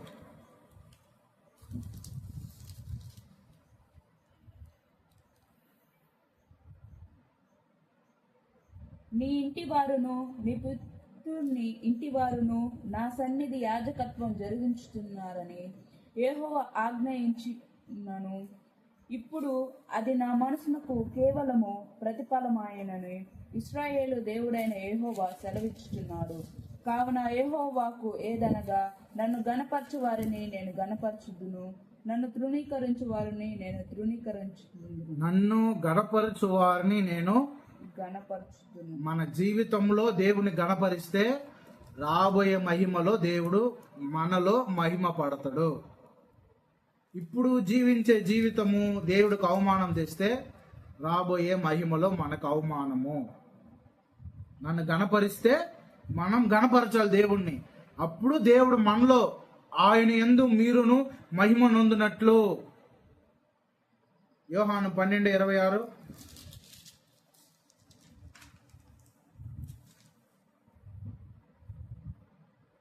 ఒకడు నన్ను సేవించిన ఎడల నేను వెంబడింపవలను. అప్పుడు నేను ఎక్కడ ఉందునో అక్కడ నా సేవకుడును ఉండును. ఒకడు నన్ను సేవించిన ఎడల నా తండ్రి అతన్ని గణపరచును. ఒకడు నన్ను సేవించిన ఎడల నా తండ్రి అతన్ని గణపరుస్తాను, మహింపరుస్తాను. హల్లెలూయా. ఇంతటితో మనము ఈ రోజు బైబిల్ స్టడీని మనం ముగించుకుందాం. సారం ఒకటే, వాక్యం ఒకటే. మొదటిగా మన పిలుపు పైనే అంతా ఆధారపడి ఉంది. దేవుడు నన్ను ఎందుకు పిలుచుకున్నాడు అనేది మొదటిగా మనకు తెలియాలి, స్పష్టముగా తెలియాలి. ఇప్పుడు మీరు మోకరించి ప్రార్థన చేసినా దేవుడు పిలుపు సంపూర్ణముగా మీకు తెలియదు. దేవుడు వాక్యం చలవిస్తుంది, అంతకంతకు వెలుగు ప్రకాశిస్తుంది అంట. మీ యొక్క సంపూర్ణమైన అవుట్ ప్లాన్ నీకు రావాలి, మనకి తెలియాలంటే మనం ప్రయాణిస్తూ ఫస్ట్ దేవుడు నీకేం చెప్పాడో అది చెయ్యి. ఫస్ట్ దేవుడు వాక్యం ఏం చెప్తుందో అది చెయ్యి. అప్పుడు అది చేస్తా ఉంటే దేవుడు నిన్ను ఎందుకు పిలిచాడు అనేది నీకు కంప్లీట్గా అర్థమైపోతుంది. అర్థమైందా? ఇప్పుడు అర్థం చేసుకున్నావు. నువ్వేం చేయాలంటే దానికి తగినట్లుగా దేవుడు మహిమ ముందు నువ్వు యోగ్యులుగా ఎంచబడినట్లు నువ్వు మేలు చేయాలి. తర్వాత నువ్వు విశ్వాసయుక్తమైన ప్రతి కార్యము సంపూర్ణము చేయాలి. అటు తర్వాతనే దేవుడు మహిమ అనేది పొందుతుంది. పౌలుని కానీ అడిగితే దేవుని మహిమ కోసం పౌలు ఏమన్నా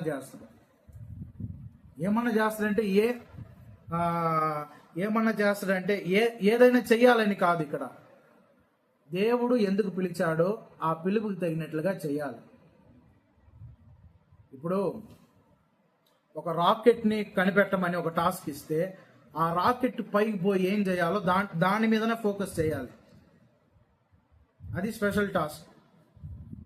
ఆ రాకెట్లో ఇంజిన్ పైన వర్క్ చేయమంటే ఆ ఇంజిన్ పైన ఒకడు ఇంజనీర్ ఉంటాడు, అవుట్ బాడీ పైన ఇంకొకడు ఉంటాడు. అలాగనా దేవుని యొక్క రాజ్యానికి మహిమకు మనల్ని పిలిచినప్పుడు మనల్ని దేవుడు మనకెందుకు పిలిచాడో ఆ పిలుపు పైన మనము సంపూర్ణ కాన్సన్ట్రేషన్ ఉంచి దేవుడు మహిమ ముందు మనం యోగ్యులుగా ఎంచబడినట్లు, ఆ దేవుడు ఆ మహిమకు నేను పాత్రుడని మనం ఎంచబడినట్లు ఈ భూమి మీద మనం ఏం చేయాలంటే మేలు చేయాలి. తర్వాత విశ్వాసయుక్తమైన ప్రతి కార్యమును మనం చేయాలి, సంపూర్ణము చేయాలి. సగం పని కాదు. భూమి పైన దేవుడు మనకిచ్చిన తెసలోనికులకి నిజంగా మనము రాబోయే మహిమ కొరలో చూడబోతామో తెసలోనికుల వాళ్ళు ఎంత మ్యాక్సిమం పరలోకంలో ఉన్న అన్ని అవార్డ్స్ వాళ్ళు కొట్టేసేటట్టు ఉన్నారు. అంత వర్క్ చేసి ఉంటారు వాళ్ళు క్రైస్తవ జీవితంలో. నా భారం నా ప్రయాస మనమందరం కూడా తెస్సలోనికల వాళ్ళకి ఈక్వల్ గా మనము ఆ మహిమలో మనం నిలబడాలి. కల్వరి సంఘము తెస్సలోనికల వాళ్ళ యొక్క ఈక్వల్ గా నిలబడాలి. ఎవరైనా ఆమేన్ చెప్పి ప్రభా ఇది జరుగును గాక అని ఎవరైనా నోరు తెరిచి చెప్పండి. పరలోకములో తెస్సలోనిక వాళ్ళ సంఘము ఈక్వల్ గా మన సంఘము నిలబడాలి. అంతగా మనము పిలుపులో మనం నిలబడాలి, ప్రయాసపడాలి. ప్రేమతో విశ్వాసముతో కూడిన మీ పని, ప్రేమతో కూడిన మీ ప్రయాస, నిరీక్షణతో కూడిన మీ ఓర్పులో మనము కూడా నిలబడాలి. దేవుడు అలాగా మనల్ని నడిపించును కాక. మనం ఇంత చదివి ఇంత ధ్యానము చేసి ఆ యొక్క మహిమలో మనల్ని అవమానపరుచుకునే జీవితం మనకు అస్సలు కూడా వద్దు. ఆ మహిమకు నేను పాత్రుడిగా ఉండాలి. యేసు ప్రభు సింహాసనము, యేసు ప్రభు పక్కన నేను కూర్చోడానికి నేను యోగ్యునిగా ఎంచబడాలి. ఆయన యోగ్యునిగా నన్ను ఎంచిండు, నేను ఎంచుకోబడలా. నేను యోగ్యునిగా ఎంచుకోవాలి కదా, నేను యోగ్యునిగా నేను ఎంచబడాలి కదా. అవును ప్రభువా, నీ సింహాసనానికి నేను పాత్రుని. ఈ భూమి మీద నువ్వు చెప్పినట్లు నేను జీవించాను, ఇదో నీ ఆజ్ఞ ప్రకారం నేను జీవించానని దేవుడి దగ్గర మనం ప్రూవ్ చేసుకోవాలి. మనము దేవుని దగ్గర నిరూపించుకోవాలి. మనము ప్రభా నాలో తప్పులు ఉన్నాయి, నేను పాపిని, నేను యోగ్యుని కాదు. ఎన్ని సంవత్సరాలు ఈ డైలాగ్ చెప్తూ ఉంటాం మనం. నాకు యోగ్యత లేదు, ఎన్ని సంవత్సరాలు అండి ఈ డైలాగ్. దేవుడు యోగ్యులు కాని వారు అయోగ్యులుగా ఉండడానికే దేవుడు మనం పిలిచింది. సంపూర్ణము చేయడానికే దేవుడు మనల్ని పిలిచింది. సంపూర్ణతలో ఉండడానికే దేవుడు మనల్ని పిలిచింది. సంపూర్ణులు కావాలి మనము. మీ పరలోకపు తండ్రి సంపూర్ణుడు గనుక మీరును కూడా సంపూర్ణులై ఉండుడి. ఈ సంపూర్ణత మన శక్తి వల్ల కాదు, పరిశుద్ధాత్మ బలం వలన, దేవుని కృప చొప్పున ఇవన్నీ కార్యాలు జరుగుతాయి. దేవుడి యొక్క వాక్యాన్ని మన వెనుకిడిలో దీవించును గాక.